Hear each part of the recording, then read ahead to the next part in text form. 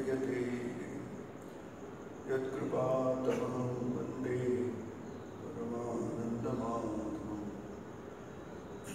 तव कथामृतं तप्तजीवनं कविभिरीडितं कल्मषापहं श्रवणमङ्गलं श्रीमदाततं विगणन्ति ये गुरुविदा साप्ताहिक प्रवचनमालेत आपण बघतो श्रीरामकृष्ण वचनामृत आणि श्रीमद्भगवद्गीता याच्यावरचं चिंतन.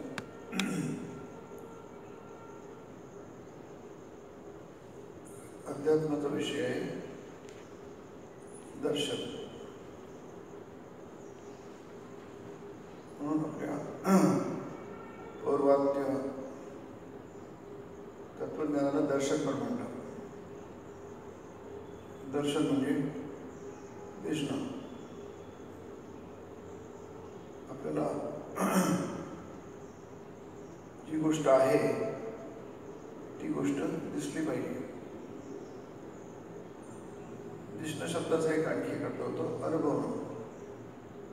त्याचा आपल्याला अनुभव आला पाहिजे. तर हे जे दिसणं किंवा अनुभव येणं हे इंद्रियांच्या माध्यमातून होतं आणि त्याला म्हणतात परोक्ष दर्शन. जसं बुद्धी आहे हे इंद्रिय आहे, मन आहे हे पण इंद्रियच आहे. बाकी हातपाय कर्मेंद्रिय ज्ञानेंद्रिय ते आहेतच. यांच्या एकत्रित किंवा एकेका ह्याच्याने आपल्याला दर्शन होतं. जसं मन जोडलं नसेल समजा डोळ्याला, डोळे उघडे पण दिसणार नाही. कान उघडे पण कानाला मन जोडलं नसेल तर ऐकू येणार नाही. म्हणजे अनुभव घ्यायला सगळ्यांची गरज आहे. म्हणून आपल्या इथे दोन्ही होतं, परोक्ष होतं आणि अपरोक्ष पण होतं. अपरोक्ष म्हणजे डायरेक्ट. इथे इंद्रियांचं कुठे मध्ये माध्यम नाही आहे. एक माध्यमातून होतं, एक माध्यमाच्या विना होतं. माध्यम नसून सुद्धा अनुभव येऊ शकतो. तर इथे जे आपण ईश्वराचं दर्शन म्हणतो हे माध्यमाशिवाय आहे. कारण माध्यमाचे काही अडथळे असतात, काही चुका असतात, त्रुटी असतात. जसा चष्मा आहे, मी चष्म्याच्या माध्यमातून तुम्हाला बघतोय. म्हणजे भिंग आहे, या भिंगातून लेन्समधनं मला दर्शन होत आहे सगळ्यांचं.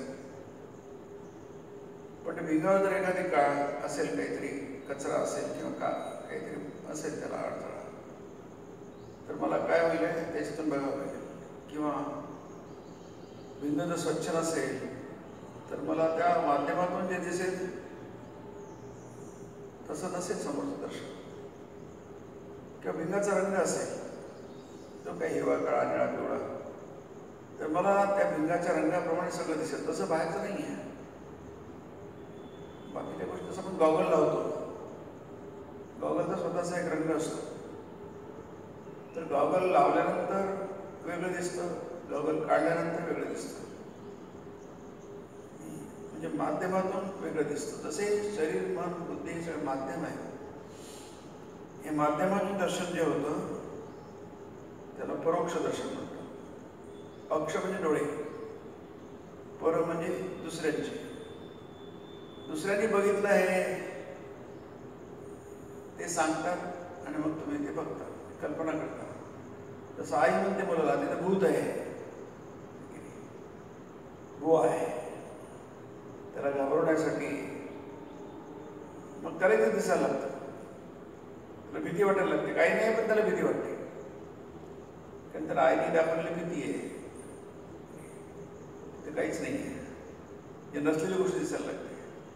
किंवा वेगळ्याच प्रकारची सावली आहे, भिंतीवरच्या काळ्या सावल्या. आता तर नाही आहे त्या. पूर्वीच्या काळी कंदील असायचे, पणती असायची, रात्री दिसायची, अशी सावल्या दिसायच्या काळ्या भिन्न. भीती वाटते मुलांना.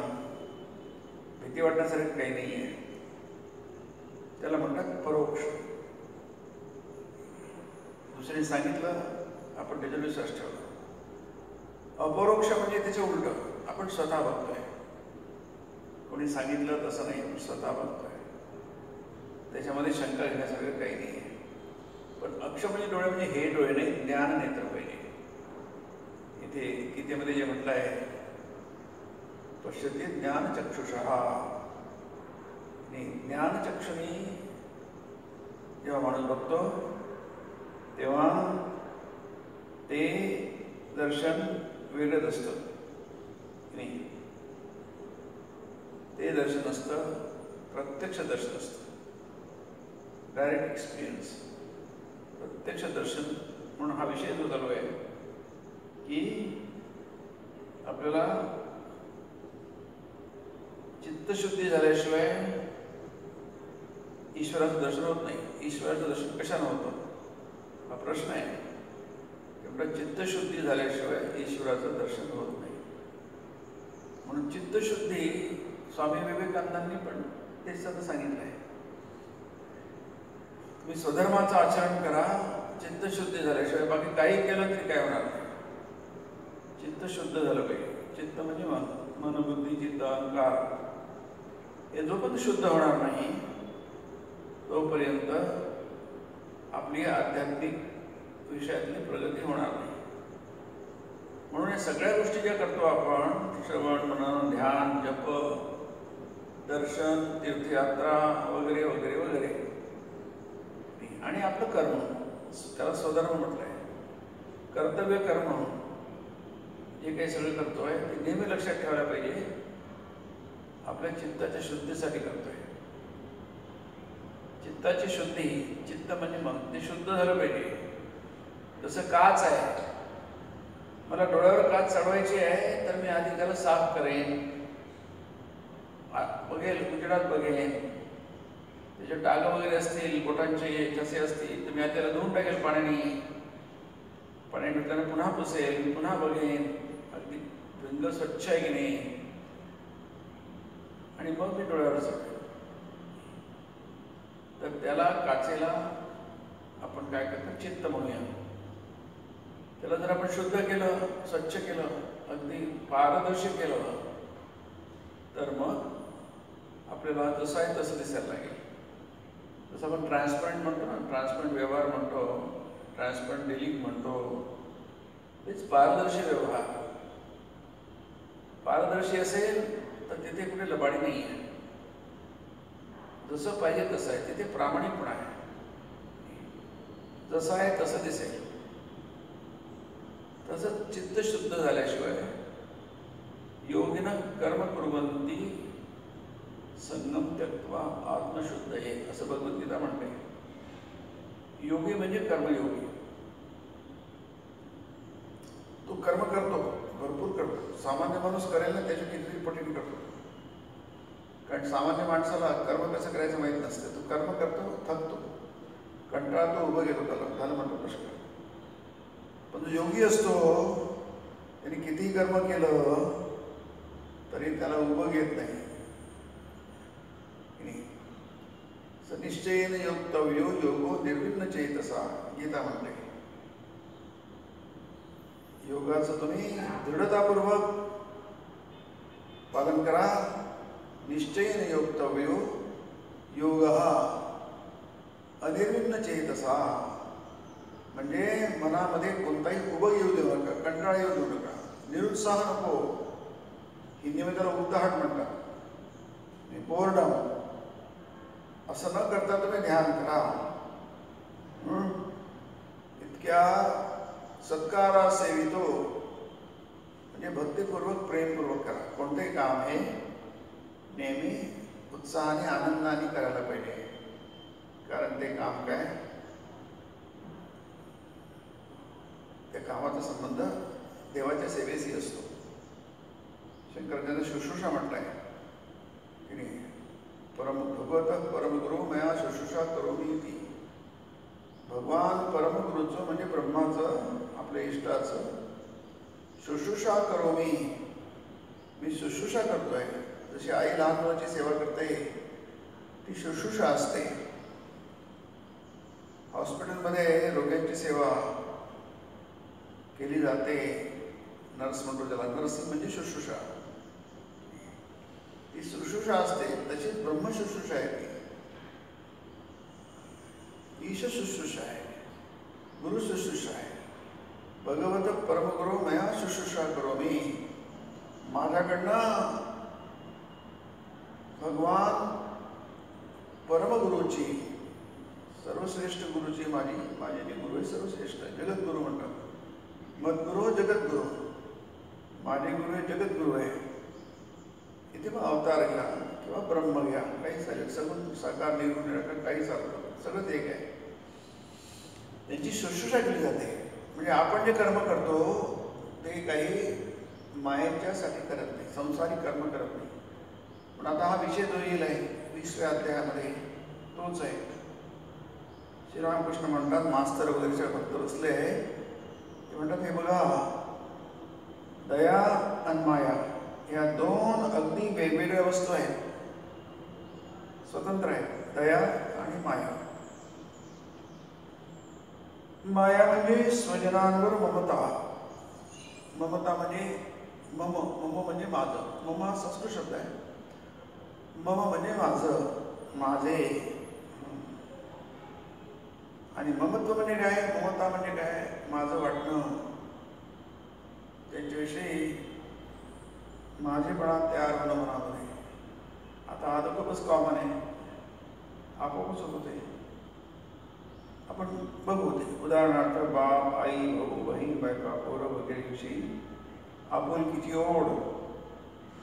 आणि दया म्हणजे ती दैवी असते. दया हा दैवी गुण आहे. दया म्हणजे सर्वभूतांचे ठाई प्रेम, समदृष्टी.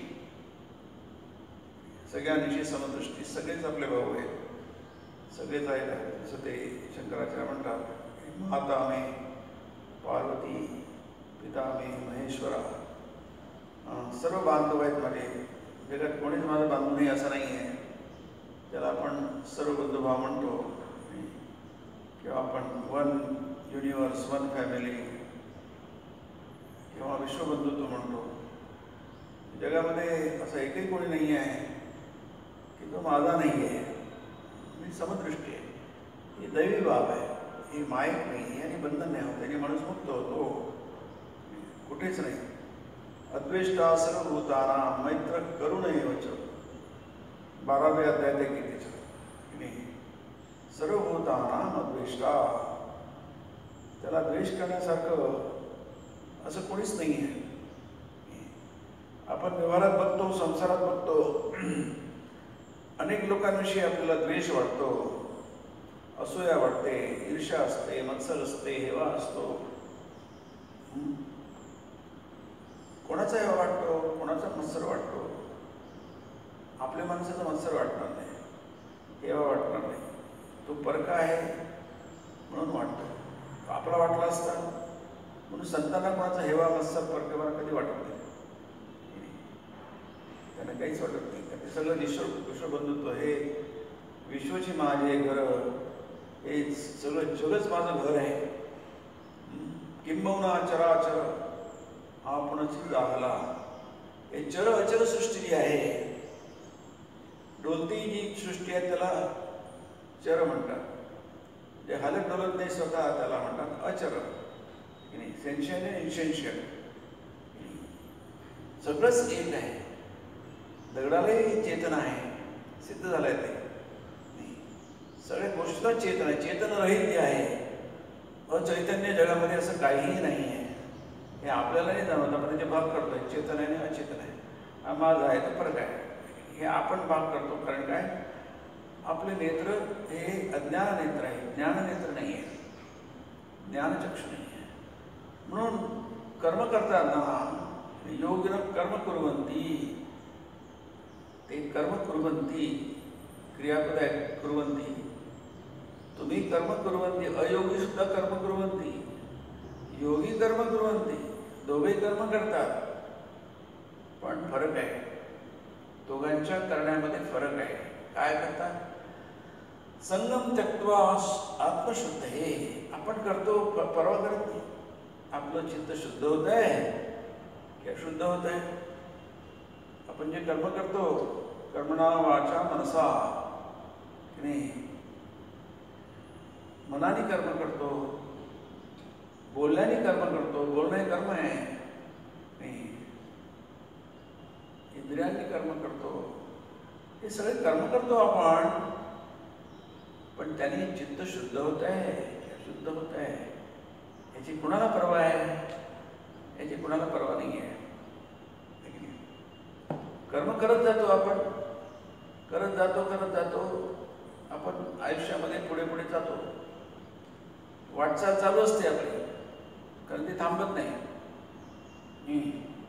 कारण तो काळ आहे. काळ हा अक्षय आहे, दाव्या अध्यात आहे. गीतेमध्ये दाव्या अध्यात आहे, अमेवाक्षय काळ. भगवान म्हणतात मी आहे, मीच आहे, अक्षय काल आहे. काळ हा अक्षय असतो, म्हणजे इन्फिनिट आहे. काळाला सीमा नाही आहे, ससीम नाही आहे, ते असीम काळ आहे.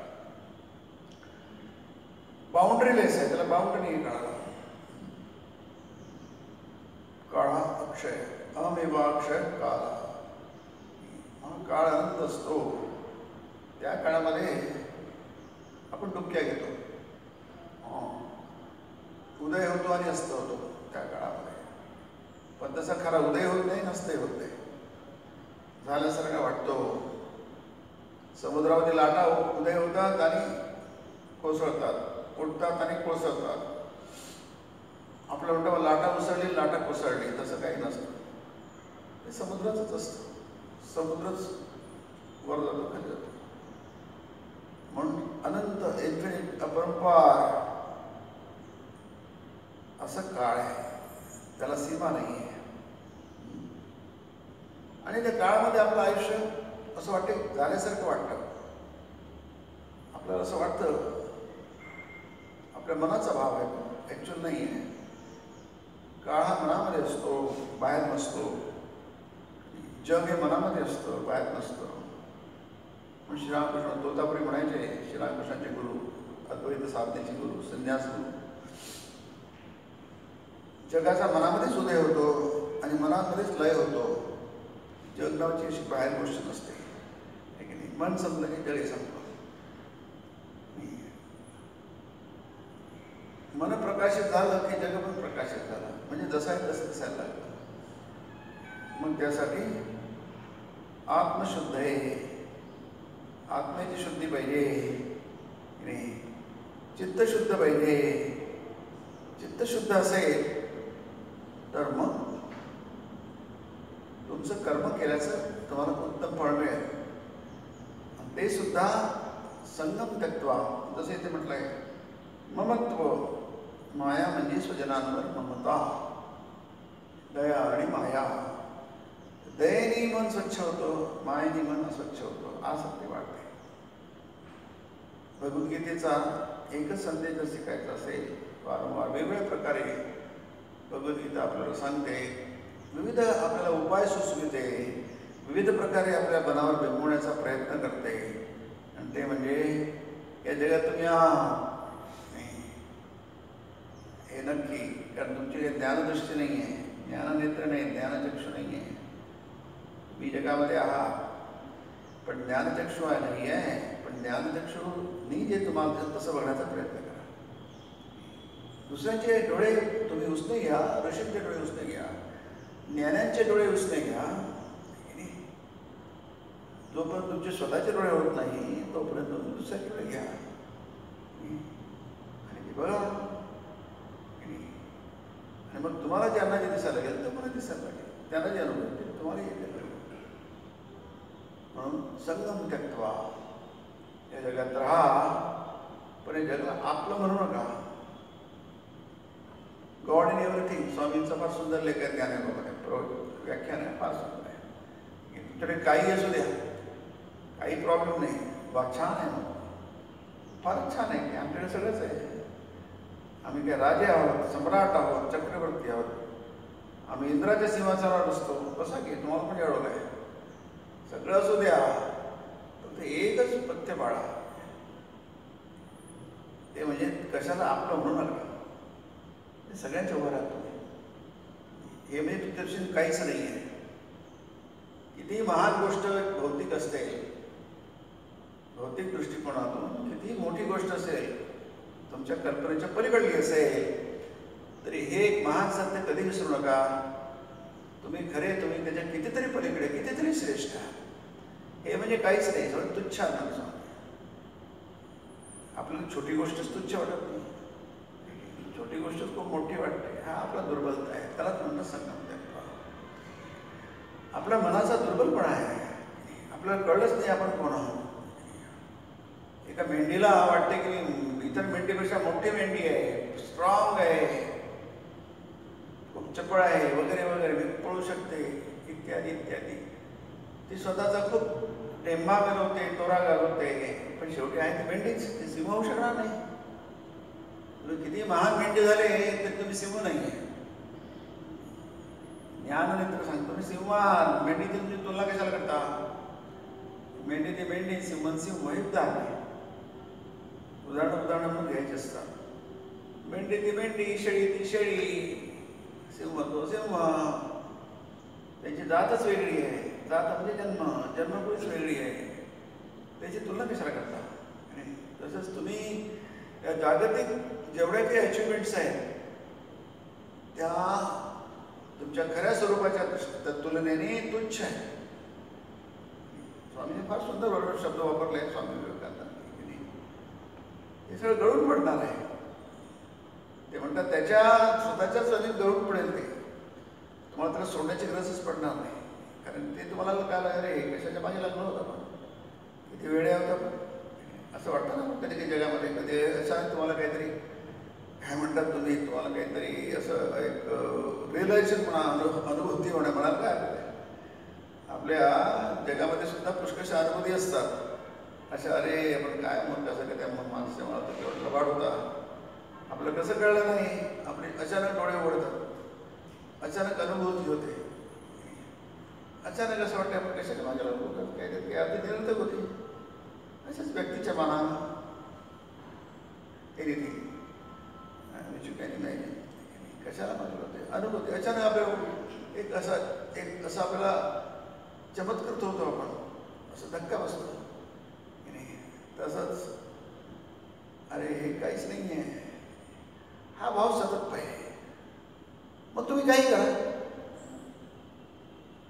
भारतीय विज्ञान, भारतीय धर्म तत्वज्ञान तुम्हाला आवडत नाही, काही मिळवा. जसं स्वप्नामध्ये काही झाले तरी सगळं स्वप्नच असतं. स्वप्नात तुम्ही कुबेर झाले, कुबेराच्या सिंहासनावर जाऊन तुम्ही बसले, पण जागे झाल्यानंतर माहिती आहे ते स्वप्न होतं. तसंच तुम्ही जगामध्ये काहीही मिळवा, किती धर्म करा, काहीही म्हणा, कोणी अडवत नाही. भारतीय दर्शन तुम्हाला काहीच मिळत नाही, ते तुमचा प्रश्न आहे. कारण प्रत्येकाची पोत वेगवेगळी असते आणि प्रत्येकाची पोत सारखी नाही. आपल्या जगात तो वेगवेगळ्या क्षमता घेऊन येतो, त्यामुळे त्या पूर्ण क्षमताचा पूर्ण वापर करून घ्यायला पाहिजे. इतकं काही मिळवलं इतकं मिळवलं पाहिजे. पण संगम त्यक्त्वा आत्मशुद्धी, आत्मशुद्धीसाठी करा. त्याने तुमचा चित्तशुद्ध आहे. तुम्हाला वाटायला नको हे महत्वाचं आहे, त्याला चित्तशुद्धी म्हणतात. हे तिथेच सगळे घोडं पेंट खातं बघा. कर्मण्येवाधिका असतील. मग मला जर काहीच मिळवायचं नाही, कशाला कर्म करायचं? या मला जर काही, माझा हेतूच नाही, मला काही मिळवायचं नाही, मी कर्म करायचंच कशाला? अरे तत्वज्ञान आहे बाबा, माहिती भौतिक ज्ञान नाही आहे, हे तत्वज्ञान आहे, सर्वोच्च तत्वज्ञान आहे. त्याचा अर्थ मला सर्वोच्च गोष्टी मिळेल. तत्वज्ञान तुम्हाला फालतू गोष्टी देतच नाही आहे, ते तुम्हाला जगात मिळतातच की. मिळवा, कोणी मिळतं, खावा प्या मजा करा. तिथे कोणीच तत्वज्ञान मध्ये यायला लागलं आणि मध्ये आलं तरी पुन्हा ऐकणार, त्याचं कोणीच ऐकणार नाही. आपल्याला न पटणारा, न घुसणारा असेल, न पचणारा असेल तर आपण ऐकणारच नाही, आपण चाललं जाऊ. याचं कारण काय आहे? तो स्वभावच नाही आहे, ते संस्कारच नाही आपल्यामध्ये. पण त्याच्या वाटेला जाणार नाही, वाटेला जायला सोडून देऊ. परंतु इथे जे म्हणतात आहे की तुम्हाला जर फार मोठं फळ, महाफळ म्हणतात, निवृत्तिस्तु महाफला,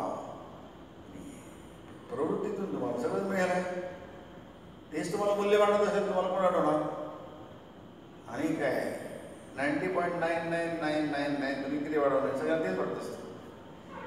त्याच्यामुळे थोडासा बदल असतो माणसामध्ये. परंतु मुख्य गोष्ट म्हणजे एकत्रितपणे जर विचार केला तर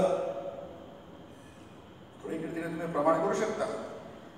पण बहुतेक ते थोडं बाहेर आलं पाहिजे हा विचार नसतो. आत्मशुद्धी पाहिजे. कर्म करून आपल्याला चित्त अशुद्ध होऊ शकतं याचा भानच नाही आपल्याला, म्हणून आपण सफर करतो. सगळे शास्त्र नेहमी स्वामीजी सतत म्हणतात, जग तुम्हाला दुःख देत नाही, तुमची आसक्ती तुम्हाला दुःख देते. बरोबर आहे. आपण जितका विचार करू ना तितकं वेळ तेव्हा आपल्याला दुःख होतं, आपण कष्टी होतो, त्रासतो आपण परिस्थितीमुळे का लोकांना कशामुळे. त्याचं कारण आहे आसक्ती आहे. शुद्ध चित्त तुम्हाला काही त्रास देणार नाही. चित्त शुद्ध आहे, प्रसन्न आहे. गीता म्हणते अशांत कुठं सुखम. आपलं जर चित्त शांत असेल तर सुखाला काही कमी नाही, कमतरताच नाही आहे. मग शांत का नाही आहे? कारण आपण अशांत केलं आहे. अशांत काय केलं आहे? कारण गळ्यातल्या गोष्टीकडे कसं बघायचं हाताळायचं आपल्याला माहीत नाही आहे. हा व्यवहार झाला. तात्विक बाबींकडे बघितलं तर आपलं चित्त अशुद्ध झालं. अशुद्ध पाणी आपल्या ग्लासमध्ये सारे कचरा आहे, आपण नाही पिणार ते, कारण दिसतंय ते अशुद्ध आहे. पण चित्त शुद्ध आहे. मग चित्त शुद्ध आहे मग ते वापरण्यासारखं नाही आहे. मग चित्त शुद्ध कसं होणार? कर्मानेच होणार. जर कर्माने चित्त अशुद्ध होत असेल तर कर्माने शुद्ध पण होतं. तुम्ही योग्य भावनेने केलं तर ते चित्त शुद्ध होतं, अयोग्य भावनेने केलं तर चित्त अशुद्ध होतं.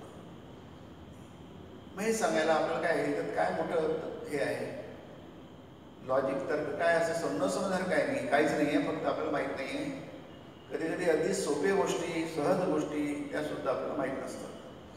आणि माहीत असल्या तरी आपल्याला त्याच्या वाटेने जाण्याची आपल्याला प्रवृत्ती नसते. का? तर काही कारण नाही आहे. कारण आपला आळस, तामस म्हणतात त्याला, तमोगुण म्हणजे ज्ञानाचा अभाव, प्रकाशाचा अभाव, अंधकार. त्यामुळे सहजपणे आपण मिळणाऱ्या गोष्टी सुद्धा आपण मिळवू शकत नाही. आपल्याला चित्ताचा आनंद, प्रसन्नता, चित्तस्य प्रसन्नता शंकराचार्य म्हटलं आहे. चित्ताची प्रसन्नता, चित्ताची शांती, चित्ताची एकाग्रता, चित्ताचं सुख, हे सगळे कितीतले शब्द आहे. अक्षय आणि सुख म्हटलं सगळे कितीतले शब्द आहे. अक्षय सुख म्हटलंय, कधी न संपणारं सुख, याची आपल्याला काहीच कल्पना नाही.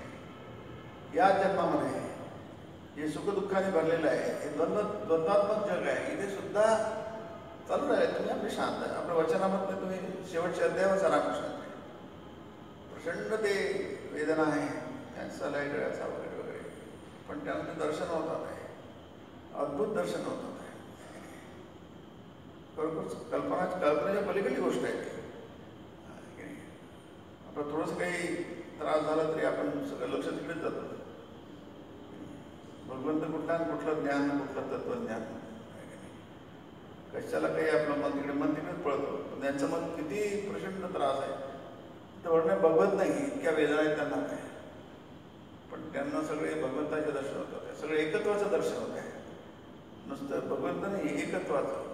बळीचा ठोकळा आणि बळी देणारा आहे, सगळे एक. काय दर्शन आहे.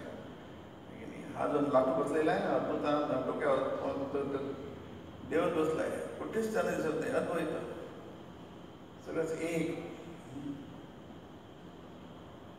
कर्म हे तुम्हाला चित्तशुद्धीकडे नेऊ शकतं. हेच कर्म, म्हणून त्याला म्हटलंय योग कर्म सुकौशलम गीतेमध्ये.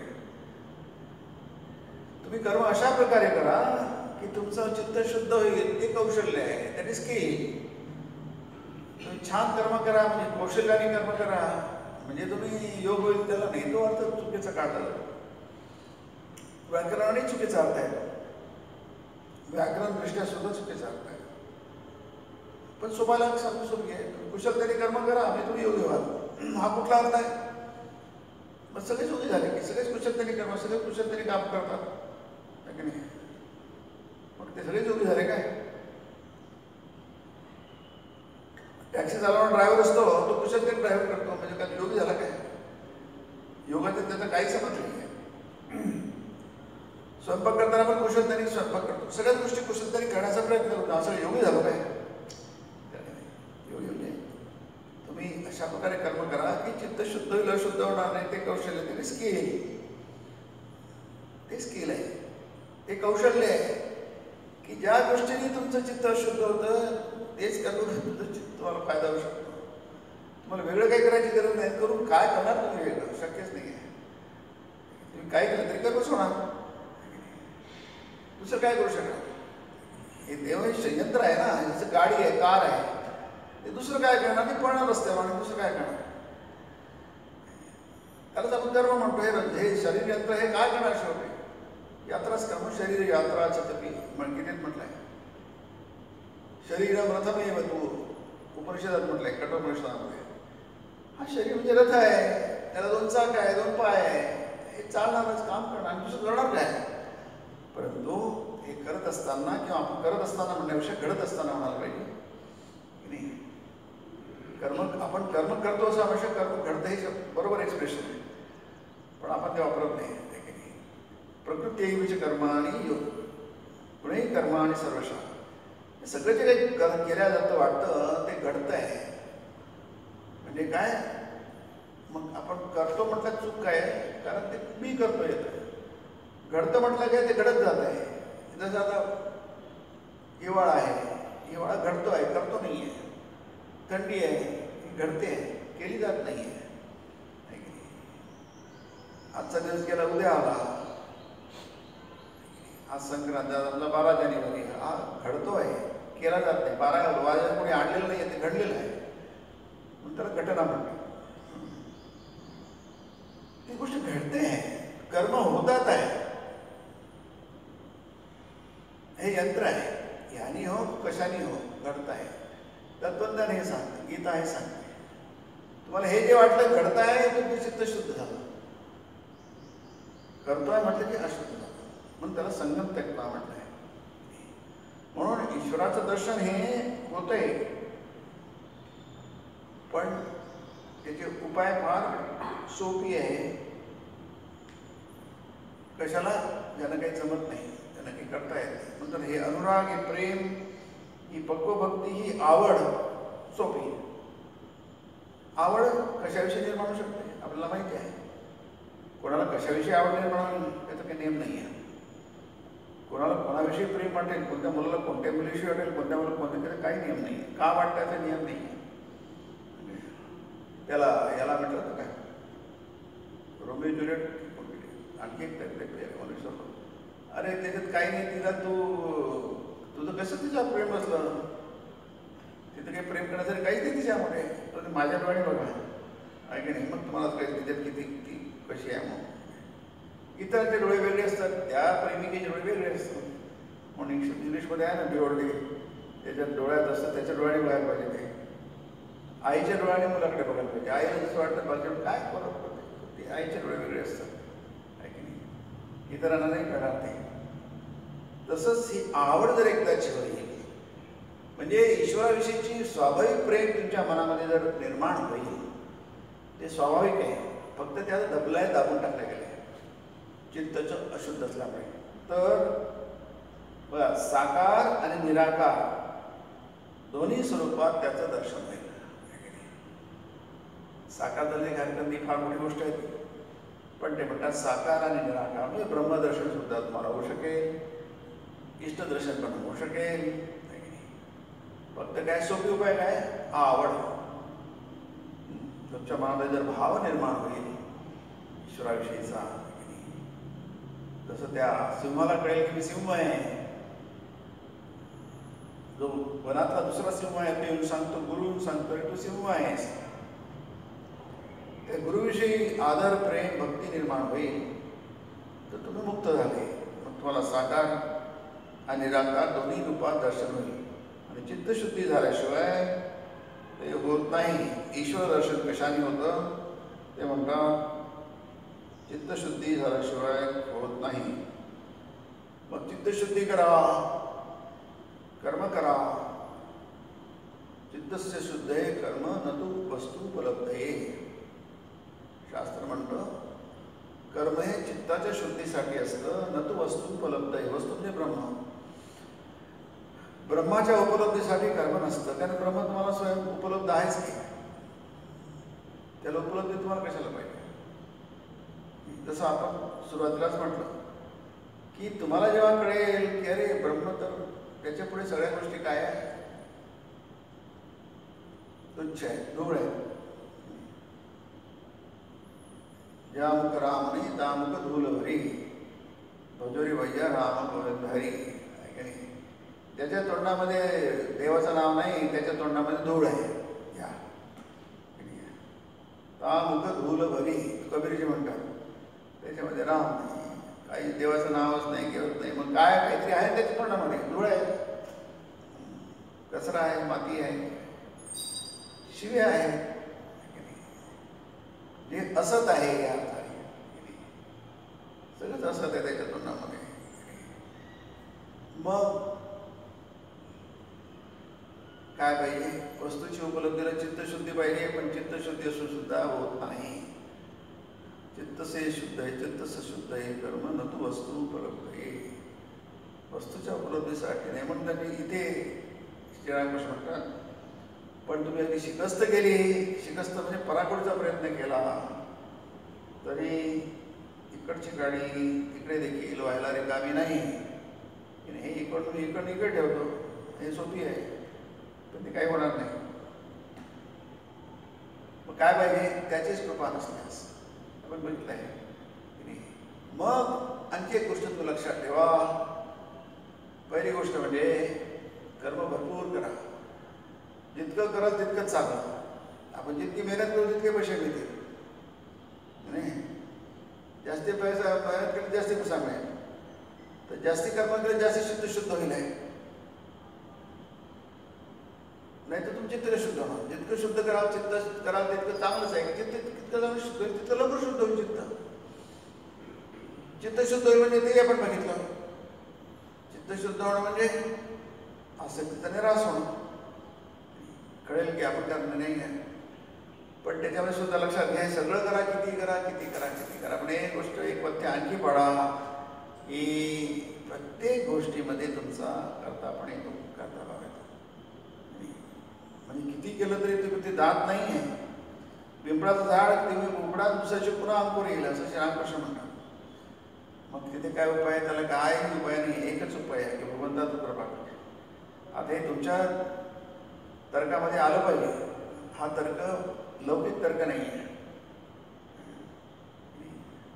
हा तर्क लौकिक तर्क नाही, अलौकिक तर्क आहे, रिझनिंग आहे, हे तर्क आहे. पण तो तर्क तुम्हाला समजला पाहिजे. तुम्हाला की आम्ही केलं करतो, ती गोष्ट आपण करता करता आपल्या पत्रात पडते की है ना. समजा कोणाला काही व्हायचं आहे, समजा कोणाला विवाह करायचा आहे, त्याला लहान नाही मोठी सगळं झाल्याच्या ज्या काही प्रोसेस आहे, ज्या काही प्रोसेस सगळं संपलं, एका दिवशी होईल की विवाहाचं. कोणाला डॉक्टर व्हायचं आहे, सगळं प्रोसेस झालं की एक दिवशी डॉक्टर होईल की तो. तसं इथं नाही आहे. म्हणून मग तर्क नाही आहे. जेव्हा गोष्टी याच्या सगळ्या अटी पूर्ण केल्यानंतर ती गोष्ट होते, हा आपल्याला तर्क सांगतो इथे तसं व्हायला पाहिजे. तो तर्क इथे चालत नाही, ते होणार नाही. कारण काय, त्याचं कारण तुम्हाला तर्क द्यावंच लागेल तुम्हाला. पुन्हा तर्क आहे त्याच्यामध्ये, पण हा तर्क नाही आहे, लौकिक तर्क तिथे नाही आहे. रिझनिंग ते चालणार नाही. कारण काय, तर्क म्हणजे हा रिझनिंग कसा इथे की तुम्ही काही भौतिक गोष्टी केल्या, आता शेवटी तुम्ही येणारच नाही, माझ्यासाठी आहे. म्हणजे मुक्तीसुद्धा, मुक्तीची कल्पना सुद्धा माझी मुक्ती आणि स्थिती. मग आणि अहम आणि मम आलाच विरुद्ध स्वभाव आहे. शंकराचार्य तम प्रकाशवत विरुद्ध स्वभाव आहे. अंधार आणि उजेडामध्ये किती फरक आहे, काय फरक सांगणार तुम्ही. तिथे अंधार आहे, तिथे उजेड नाही, तिथे उजेड नाही, तिथे अंधार नाही. दोन्ही गोष्टी विरुद्ध स्वभावयो, तम प्रकाश विरुद्ध स्वभावयो. ज्ञान आणि अज्ञान या दोन गोष्टी विरुद्ध स्वभावाच्या आहेत. पण तुम्ही कितीशी कष्ट केली तरी काय होणार नाही. कृपा तिथे कृपा आहे. मग तुम्हाला आता समजेल कृपा म्हणजे काय. काही करताना काळजी घ्या. तिथे माझ्यासाठी म्हणू नका. तिथे तुमचा अहम येऊ नका. येणारच, पण त्याची काळजी घ्या. येणारच 100 देणार. आपलं काय केलं पाहिजे देवा तेवढं तिकडे बघा जरा आम्ही करतोय. मग माणूस कृपा म्हणजे काय. स्वतः आपण कृपेची जेव्हा याचना करतो, याचक असतो, त्याच्यामध्ये अहंकार नसतो.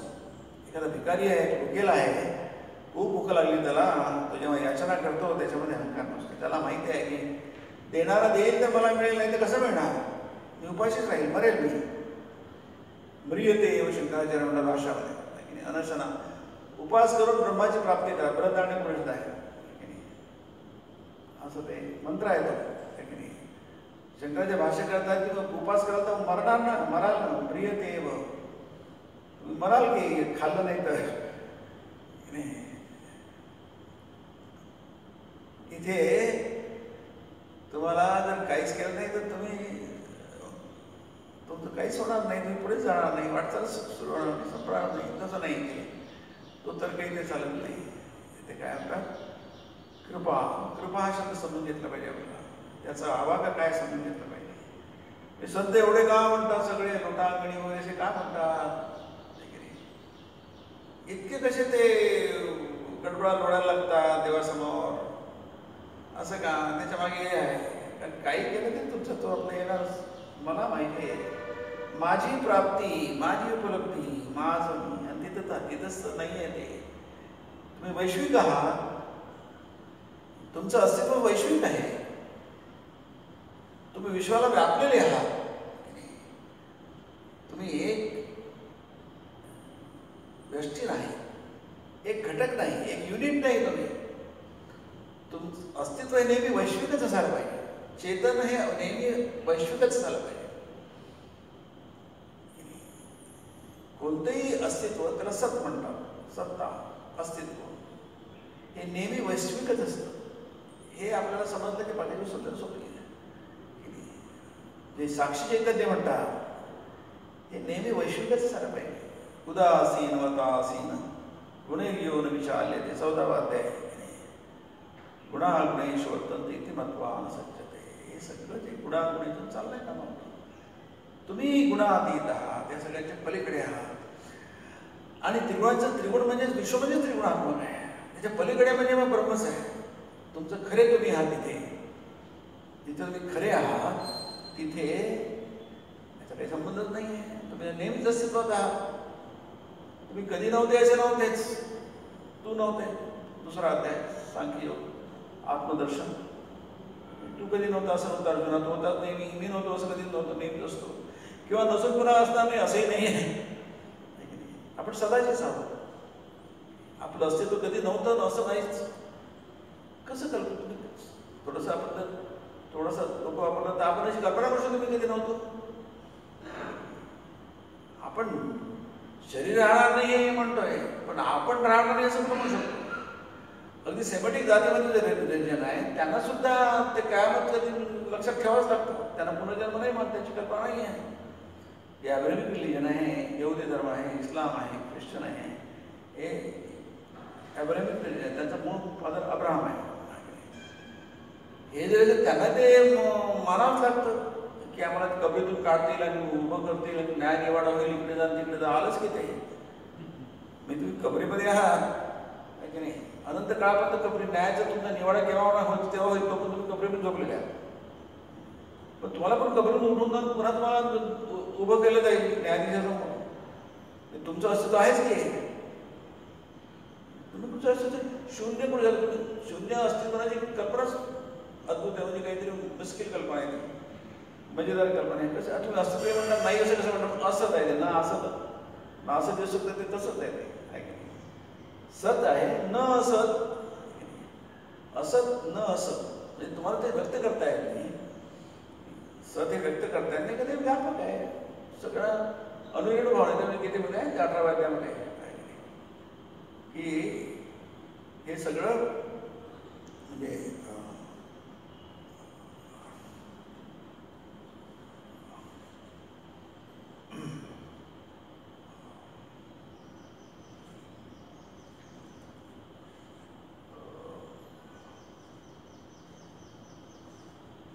यत प्रवृत्तिर्भूतानां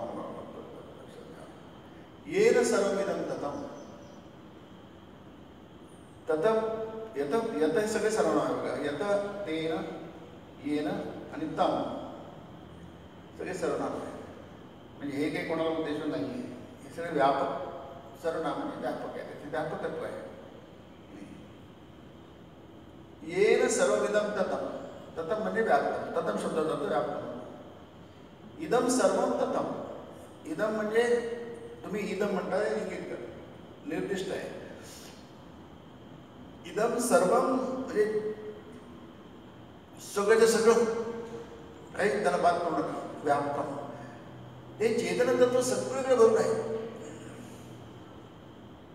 आणि इथे आणखी यथ प्रवृत्तीभूताना, आणि ते तुम्हाला प्रवृत्त करतो. शरीर इंद्रियाला प्रवृत्त करतो. प्रवृत्ती म्हणजे पुढे जाणं, ढकल, प्रवृत्त करतो. स्वकर्मणा तमभ्यर्च. आता स्वकर्मणा म्हणजे स्व म्हणजे तुमची कर्म आहे. तुमच्या हातात काय आहे? तुम्ही स्व म्हटलं माझे कर्म आहे. स्वकर्मणा तृतीय स्वकर्मणा तम, त्या ब्रह्माची ज्याला ते भरलेलं आहे ते त्याची प्रवृत्ती आहे. अभ्यासची पूजा करा, पण कर्मयोग. सिद्धिम विंदती मानवा, मनुष्याला पुरेसा आहे. तुमची ओळख मनुष्य आहे ना, सिद्धी तुम्हाला यश मिळेल. हा श्लोक आहे 46वा 18वा अध्याय. सद्देवी सर्वव्यापी असणार. ते काही तुम्ही त्याला असं काही पुडक्यामध्ये बांधून ठेवू शकत नाही. जसं हा एक पुडका आहे त्यात बांधलं, तसे किराणाचे दोन पुडके येतात, तसे पुडके बांधून ठेवू शकत नाही तुम्ही. श्रीरामकृष्ण बांधून बघतोय ते मग म्हटलं दर्शन बघतोय की प्रत्येक याच्यामधून खोळीमधून एक मुलगा बाहेर त्यांना दिसतंय, हालचाल करताय. त्यांना मध्ये ते व्यक्ती असं दिसतात. एकाच वेळी व्यष्टी दिसते, एकाच वेळी समष्टी दिसते. कल्पनेच्या बाहेरच्याच गोष्टी आहेत. आपल्याला ते कल्पना सुद्धा करणं आपल्याला कठीण आहे. मग ती कृपा म्हणजे काय? कृपा म्हणजे मग तुम्हाला जोपर्यंत समजत नाही पण तुम्ही स्वीकारले नाही. श्रद्धा श्रद्धा म्हणतात. ज्ञान श्रद्धावान लभते ज्ञानम. तुम्ही श्रद्धावान झाले की तुम्हाला वाटायचं श्रद्धा करा. श्रद्धा स्वतः आता श्रद्धा सुरक्षित म्हणतात उपनिषद. अरे बेटा श्रद्धा करायचा, विश्वास ठेव. नाही आज तुला कळत नाही, उद्या कळणार नाही असं नाही. उद्या नाही कळत, परवा कळेल. कधीतरी तुला कळायला लागेल. आज आपल्याला काही तसोवरही कळत नाही आहे, ठीक आहे, मान्य आहे. पण आज कळत नाही, उद्या कळणार नाही, उद्या कळत नाही, परवा कळणार नाही, कधीच कळणार नाही. हा काय प्रकार आहे? आपल्याला कधीतरी कळेल की कितीतरी अवघड गोष्टी असतात त्या कळतात आपल्याला. आपण कसून जर प्रयत्न केला तर कळतात. त्या तुम्हाला कळणार नाही असं नाही, कळेल त्या. म्हणून कृपाशिवाय शिकस्त केली तर इकडची काळी तिकडे होणार नाही. आपल्याला कळत नाही काय प्रकार आहे, मग कळेल की आपल्याला कळेल ते. कृपा म्हणजे पण आता कृपा म्हणजे परसाती भाजी होय काय पटकन होते असं नाही आहे. त्यापर्यंत मनामध्ये भाव निर्माण झाला पाहिजे. जसं आपण मला भिकाऱ्याचं उदाहरण घेतलं, त्याला खूप भूक लागलेली आहे, त्याला उपवास भरला 2-4 दिवस झाले. त्याला माहिती आहे की मला जर मिळालं नाही तर मी मरणार. त्याला कळलं आहे मला आता सगळ्यात जास्ती कोणत्या गोष्टीची गरज असेल तर ते म्हणजे 2 घास अन्नाची. मग तो काय करेल? याचना करेल, विनवणी करेल. आता त्याची विनवणी याचनामध्ये त्याचा सगळं अहंकार गळून पडलाय की मला फक्त आता कोणीतरी 2 घास द्यावे, बाकी काही नाही. त्याची ती फार तीव्र गरज आहे. तो मागतो आहे, याचना करतो आहे, याचक आहे. आणि तो आपण त्याला भीक मागणं म्हणतो, तो भिक्षा मागतो आहे. म्हणून ते उपनिषदात आहे ना की पुत्रैषणा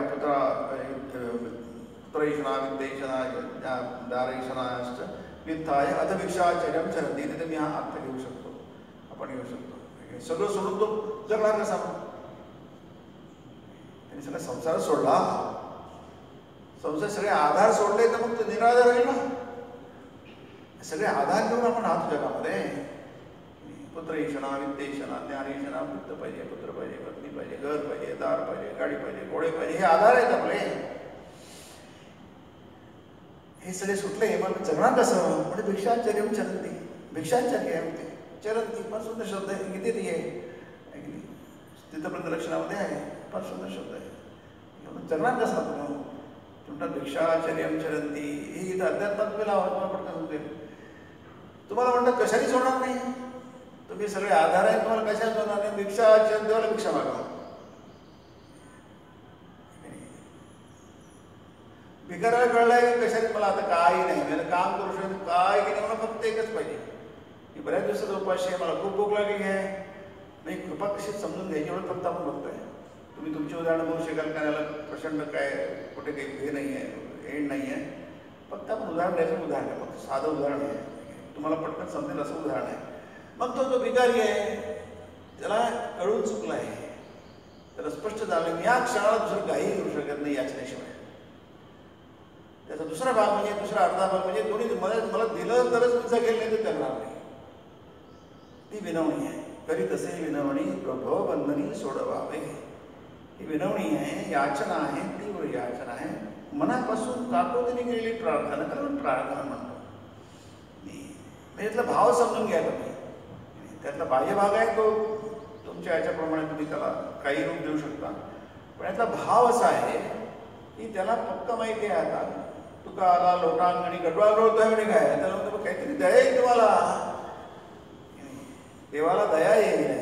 हा काही भाग तुमचा आपण म्हणतो ना आमचा हे आहे, स्वाभिमान आहे, आम्ही कोणाकडे हात पसरणार नाही म्हणून बरोबर सोसू नका. कशाला बसायला पाहिजे कोणाकडे हात, पण इथे आपणच आपल्याकडे हात बसवतो. मागणाराही तोच आहे आणि देणाराही तोच आहे. फक्त आज आपल्याला माहित नाही आहे, आपणच समोर आहोत, आपण इथे आहोत. आपण देणारा आणि घेणारा वेगळे नाही आहे, पण आज वेगळे. आज आपल्याला तिची गरज आहे, देणारा वेगळा पाहिजे, आपण देणारा. त्यांनी दिल्यानंतर म्हणतात ना शिष्य गुरुशी एक होऊन जातो.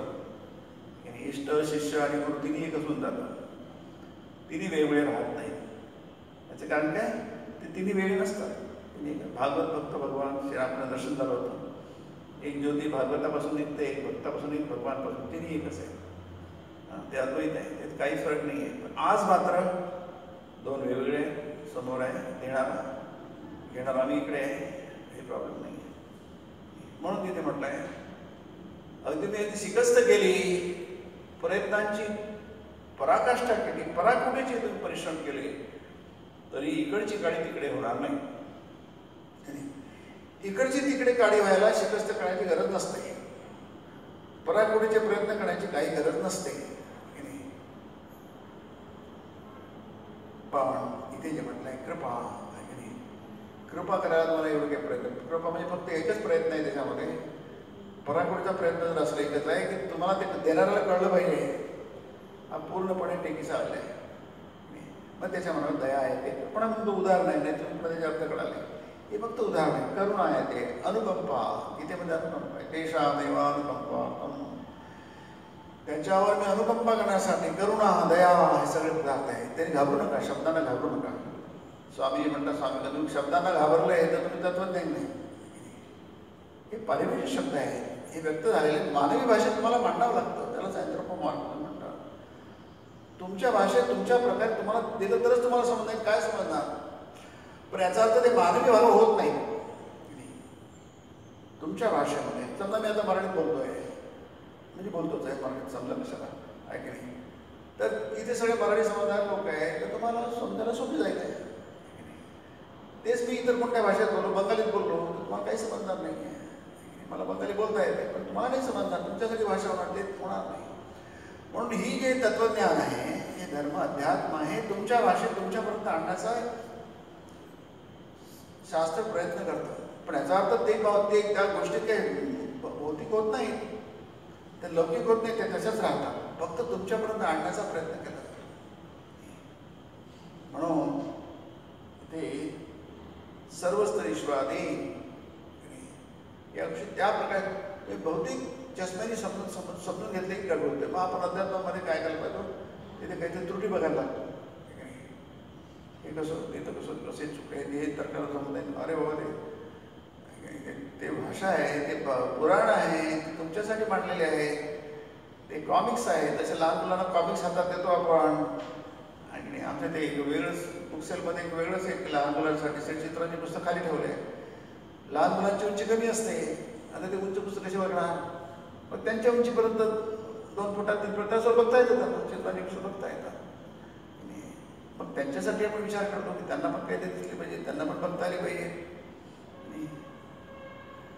तसंच सगळ्यांच्यासाठी सगळ्या गोष्टी उपलब्ध पाहिजे. अध्यात्म किती उंचीचं असतं, किती उंचीचं आणि आहेच ते. त्याच्या दृष्टी सगळ्या गोष्टी बवणे आहेत. बवणे म्हणजे ठेकू आहे, हिंदीमध्ये बवणे म्हणतात. ते त्याची तुलनाच करता येत नाही. तम प्रकाश म्हणताय विरुद्ध स्वभाव, अंधार आणि उजळाची करणार कशी. परंतु किती उंच किती महान असो, किती श्रेष्ठ असो, पण प्रत्येकाला मिळालं पाहिजे. प्रत्येकाला मिळालं पाहिजे. कोणी त्याच्यापासून वंचित राहू नये. गीता ते त्याचं हेच आहे. तेवढी महान गोष्ट. बाकीच्या गोष्टीच महान आहे. जगामधल्या गोष्टी सगळ्या गोष्टी उपलब्ध होत नाही. ज्याच्याकडे पैसे नाही विमानात जायचे त्याला ट्रेनने जावं लागेल, ज्याला फर्स्ट क्लासचं नाही त्याला स्लीपर कोचनेच जावं लागेल. तिथे आपोआपच भेद होऊन जातात. त्याची जी क्षमता त्याप्रमाणे त्याला मिळतं. इथं तसं नाही आहे. तुमची क्षमता अशी मोजली जात नाही. म्हणजे इथे शब्द वापरलाय आवड म्हटलंय की नाही. इथे एकच शब्द वापरलाय आवड. आणि आपण पुढच्या वेळी बघू. इथे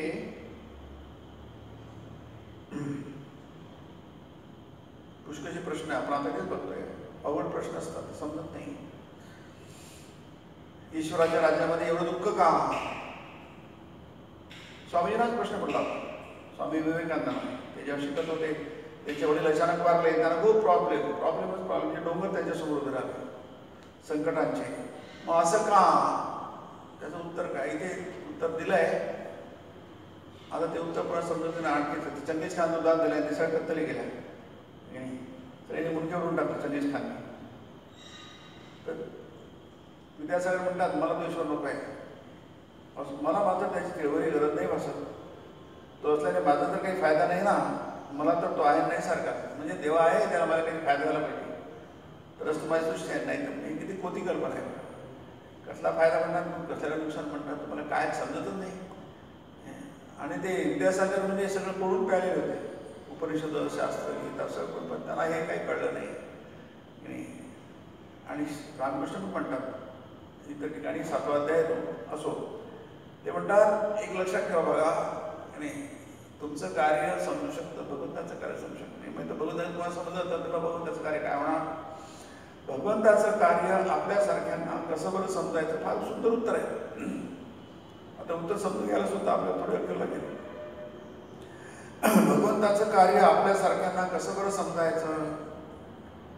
कोणत्या उद्देशाने तो काय करतो, कसं कळायचं? पुन्हा आपल्या भाषेत म्हटलंय, लक्षात घ्या. नुसतं सृजन आणि पालनच नव्हे. सृजन म्हणजे निर्माण, तर तो संहारही करतो. जन्मादी अस्यता ब्रह्मसूत्र आहे, दुसरं सूत्र आहे ते. आता संहार तो का बरं करतो हे आपल्याला कसं बरं समजणार? फक्त वाचून नाही थांबतो. संहार तो का बरं करतो हे आपल्याला कसं बरं समजणार? तेव्हा काय सुंदर या आढळणात शिरणच सोडून मी आपला म्हणत असतो की आई समजण्या उमजण्याची गरजच काय मुळी? नाही तुम्ही डोळ्यावर थोडं समजेल, पण काय गरज काय आहे समजण्या उमजण्याची? तुमच्या समजण्या उमजण्या गोष्टी थांबणार आहेत का? तुमच्याप्रमाणे घडणार आहेत का? असेल तर जरूर करा. मग जे त्या उंचीपर्यंत पोहोचले आहे त्यांच्या दृष्टीने काय आहे? आईला म्हणजे जगामध्येला प्रार्थना, मला समजण्याची काय गरज आहे?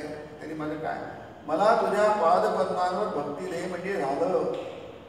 हा भक्ती लाभच मनुष्य जीवनाचा उद्देश. बाकी भानगडी आईच्या आईलाच माहीत. ती सृजन पालन संहार करते. सृष्टी स्थिती विनाशानां शक्तिभूते सनातनी. गुणाश्रये गुणमये नारायणी नमोस्तुते. देवी भागवत आहे, आपण दररोज म्हणतो आरतीनंतर. बाकी भानगडी आईच्या आईलाच माहीत. बगीच्यात आलोय आंबे खायला. छान उदाहरण आहे. हा दृष्टांत आहे. सगळ्या गोष्टी दृष्ट. तिथे झाडच किती, फांद्याच किती, पानच किती कोटी. या साऱ्याचा बसल्या बसल्या फुकट म्हणजे निरर्थक या अर्थाने हिशेब करण्यापासून मी म्हणतो वाटलंच काय, मला नाही माहीत या बगीच्यामधल्या झाडांना फांद्या किती आहे, त्याला पानं किती आहे, झाडं किती आहे, किती जागा आहे, या जागेचा माल पण मला काही माहीत नाही, पण माझं काही अडत नाही ना. मी आपला आंबे खाईन, माझा संबंध आहे आंबे खाण्याशी. झाडपाल्याच्या हिशेबा वाचून आंबे गळ्याखाली उतरतच नाही असं तर नाही ना. आपली गत कशी आहे, आपण ते मोजता मोजता मोजता आपल्याला आंबे खायचं हेच रमतात. आपण बगीच्या बाहेरून फिरतो, आंब्याची झाडं मोजतो, कोणत्या जातीचा आंबा आहे, किती झाडं आहे, किती पान आहे, किती झाडाला रोग लागले आहे, किती झाडं जळून गेलेली आहे वगैरे करतो आणि शेवटी काय करता करताच काय होतं, आयु नश्यती पश्यताम प्रतिदिनम. की नाही, आपलं आयुष्य संपून जातं. अरे आंबे पुढे खाल्ले, अरे राबून गेलं की आंबे खाणं. आता पुढच्या जन्मी आपण आंबे खाण्याचा विचार करूया. आज सायंकाळी अच्छा आहे ओम नंजनम नित्यमनंतरूपम भक्तानुकंपादितविग्रहं वै ईशावतारं